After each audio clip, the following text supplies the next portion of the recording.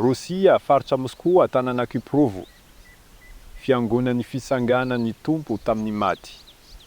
Andao hanao andrana akostiky siantifika. Eo ambany afovoan'ny dome no izoroako.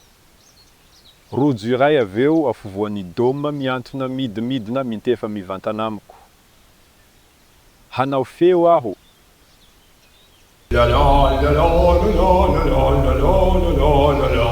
Ivezezy aho.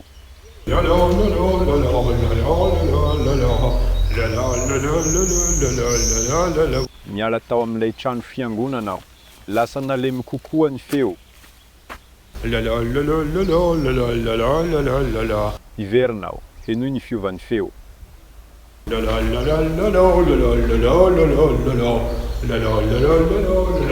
Niditra tao amin'ilay trano ary nianahery kokoa ny feo.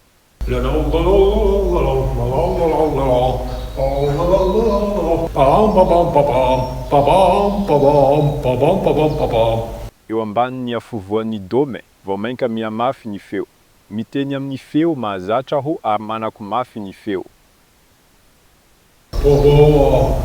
Ny trano fiangonana dia résonateur acoustique. Tsy misy gorodona hazo mialefaka ny tany ary mandona amin'ny ampahan'ny feo. Nisy gorodona malama teto.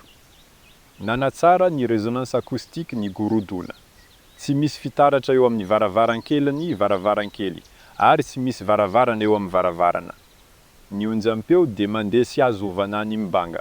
Alao sary an-tsaina ny résonance mahery vaika nananan'izany taloha. Hevitra iray hafa mahaliana. Ny résonance an'ny tempoly dia alefa amin'ny fréquence iva.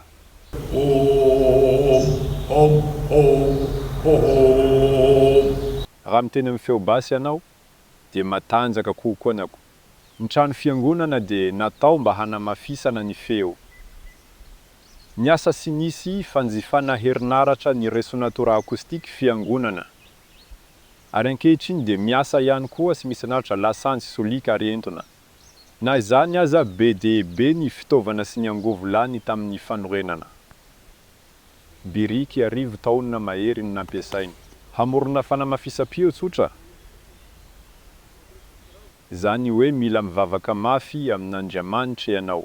Tena nila fanamafisam-peo ve ilay Andriamanitra tsy toa, zay mahalala ny zava-drehetra, mahita ny zava-drehetra, ary mandry ny zava-drehetra.